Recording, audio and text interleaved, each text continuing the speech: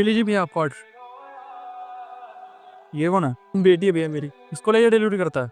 मजबूरी है भैया। ऐसे भी क्या मजबूरी भाई, इतनी गर्मी नहीं देख रहा क्या, बच्चों ले घूम रहा। फिर जब ये पैदा होने वाली थी ना, तो इसकी माँ ने मुझे बोला था। सुनो, हाँ। मैं सोच रही थी कि टीचिंग का कोर्स कर लूं। तुम तो कमा ही रहे हो, मैं भी कमाने लग जाऊंगी तो सही हो जाएगा। और पैसे भी कुछ समय बाद तो हमारा खर्चा बढ़ ही जाएगा। हाँ तो कर लो, इसमें दिक्कत क्या है? एक दिक्कत है। क्या? 1 लाख तक खर्चा आ जाएगा। कोई बात नहीं, तुम फॉर्म भर दो, मैं करता हूँ कुछ जुगाड़। भैया उस टाइम मेरे पास इतने पैसे नहीं थे, तो मैंने अपनी बाइक बेच दी।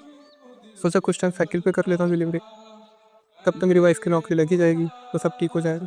फिर ले नौकरी। या नौकरी तो लगी पर पर क्या पर?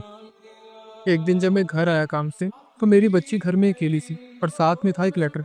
उसमें लिखा था। भरत, मुझे माफ करना, पर मुझे ये कदम उठाना पड़ा। मैं शादी से पहले एक लड़की से प्यार करती थी। उससे मेरी शादी नहीं हो पाई क्योंकि उसके घर वाले उसकी शादी एक टीचर से करवाना चाहते थे, पर उस टाइम पैसे ना होने की वजह से मैं ये नहीं कर पाई।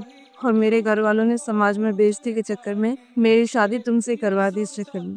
और उस समय मैं ये जॉब नहीं कर पाई, पर अब मेरी जॉब लग गई है, तो मैं उसके पास जा रही हूँ। तुम बच्चे का ध्यान रखना। Thank you.